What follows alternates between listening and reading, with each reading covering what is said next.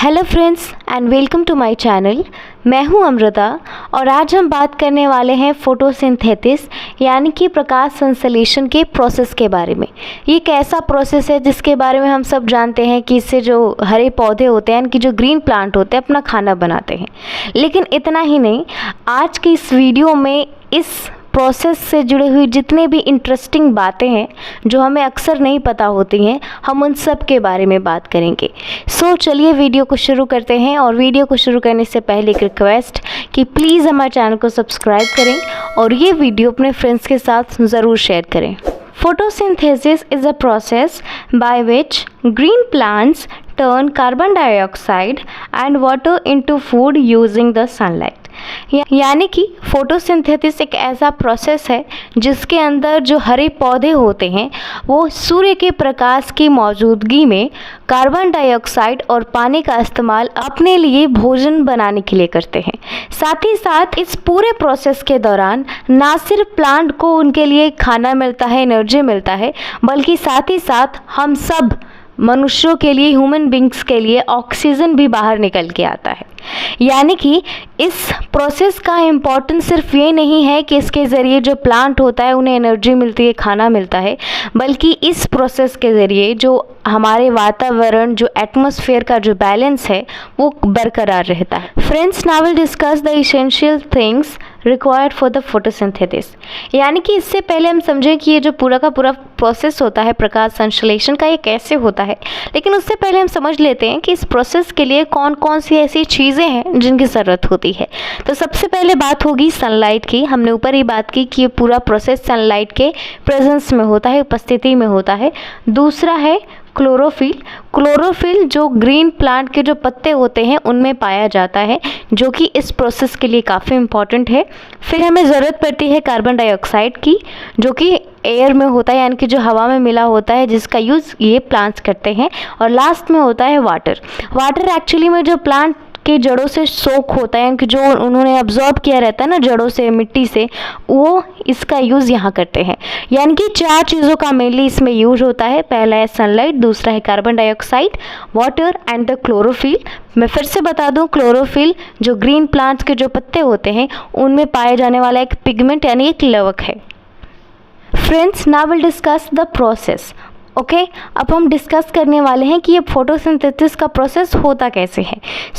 मैं सबसे पहले बता दूं, इस रिएक्शन में जो ये प्लांट में होता है उसके लिए सबसे इम्पॉर्टेंट जो चीज़ होता है वो सनलाइट है, और दूसरा है क्लोरोफिल जो कि इन प्लांट के पत्तों में पाया जाता है। इन दोनों के प्रेजेंस में जब कार्बन डाइऑक्साइड और वाटर के बीच रिएक्शन होता है तब हमें ग्लूकोज और ऑक्सीजन मिलता है। और बहुत जगह आप देख सकते हैं कि ग्लूकोज और ऑक्सीजन के साथ साथ वाटर भी, यानी कि H2O भी प्राप्त होता है। साथ ही साथ मैं आपको बता दूं, जब ये रिएक्शन होता है तो हमें ग्लूकोज मिलता है, जिसे हम C6H12 और O6 के ज़रिए रिप्रेजेंट करते हैं।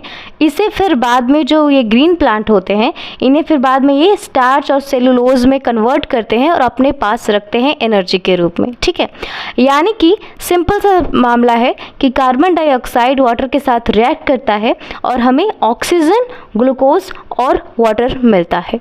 Friends, now will talk about the chemical equation for the photosynthesis. हमने प्रक्रिया तो जान ली, प्रोसेस तो जान लिया। अब हम ये सीखते हैं कि कैसे हम केमिकल इक्वेशन के तौर पे इस पूरे प्रोसेस को रिप्रेजेंट करेंगे। तो हमें पता है कि कार्बन डाइऑक्साइड जिसे हम CO2 लिखते हैं और वाटर जिसे हम H2O लिखते हैं, वो ये दोनों आपस में मिलकर सनलाइट के प्रेजेंस में और जो क्लोरोफिल है इनके प्रेजेंस में ग्लूकोज और ऑक्सीजन बनाते हैं। ठीक है, और इन दोनों प्रोडक्ट के साथ साथ हमें H2O भी मिलता है, यानी कि पानी भी इसका बाई प्रोडक्ट है। ठीक है, कि ये है वो केमिकल इक्वेशन जिसके ज़रिए फोटोसिंथेसिस को हम दर्शा सकते हैं। लेकिन एक और बात मैं आपको बता दूं, ये जो केमिकल इक्वेशन है ये एक बैलेंस केमिकल इक्वेशन नहीं है। और हम सबको पता है कि जो इक्वेशन है वो एक बैलेंस केमिकल इक्वेशन होना चाहिए।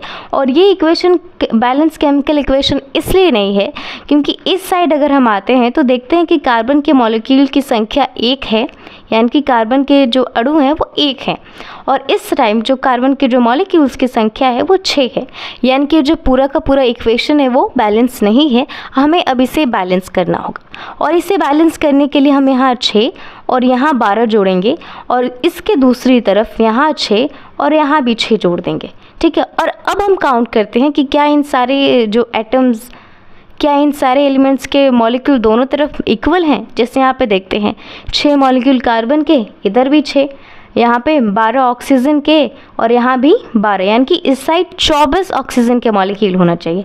आप यहाँ देखो 6 ऑक्सीजन के यहाँ और ये 12 यहाँ, यानी कि 18 और ये 6 24, दोनों तरफ 24 है ऑक्सीजन के मॉलिक्यूल्स। अब हाइड्रोजन की बात करते हैं तो 12 दूनी 24, यानी कि हाइड्रोजन के इस साइड 24 मॉलिक्यूल्स हैं।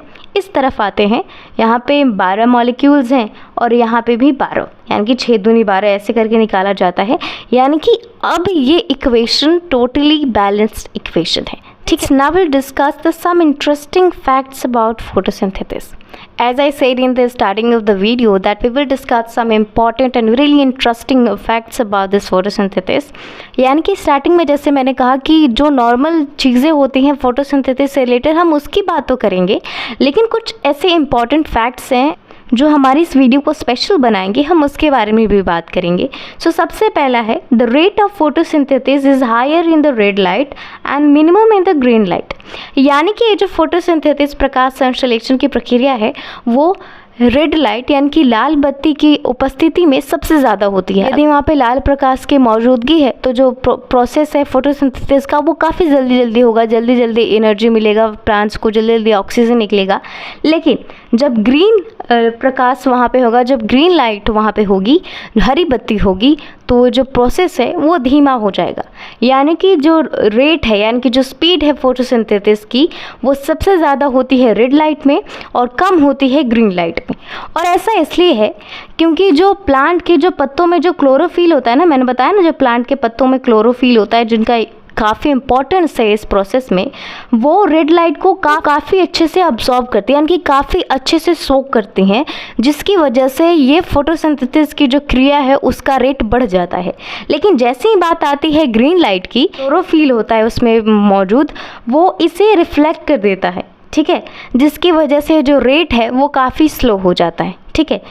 नेक्स्ट जो इम्पॉर्टेंट चीज़ है that is rate of photosynthesis increases as the temperature increases. यानी कि प्रकाश संश्लेषण की जो दर है वो बढ़ जाती है जैसे जैसे तापमान आसपास का बढ़ता है। लेकिन यहाँ पर भी एक नोट है, जैसे ही तापमान 0 डिग्री सेल्सियस से लेकर 37 डिग्री सेल्सियस तक जाता है तब तक तो जो फोटोसिंथेसिस का रेट है वो बढ़ता जाता है। जैसे 0 डिग्री पे कुछ था, 1 डिग्री सेल्सियस पे जाएगा तो थोड़ा बढ़ेगा, 2 डिग्री सेल्सियस पे जाएगा तो बढ़ेगा, ऐसे ही करते करते 37 डिग्री सेल्सियस पे हम जाते हैं तो सबसे ज़्यादा होता है रेट, ठीक है। लेकिन जैसे ही 37 डिग्री सेल्सियस से हम आगे बढ़ते हैं 38 डिग्री सेल्सियस यानी कि आगे बढ़ते हैं, अब वैसे ही आगे जाने पर ये जो रेट है फोटोसिंथेसिस का यानी कि अब जो दर होगा यानी कि जो स्पीड होगी इस पूरे प्रोसेस की वो धीमी पड़ जाती है। सो आज के इस वीडियो में इतना ही। आई होप आपको फोटोसिंथेसिस से रिलेटेड जितने भी इम्पॉर्टेंट फैक्ट्स हम बताना चाहते थे हम आप तक पहुंचा चुके हैं। वीडियो को पूरा देखने के लिए बहुत बहुत धन्यवाद और चैनल को सब्सक्राइब करना ना भूलें। Thank you.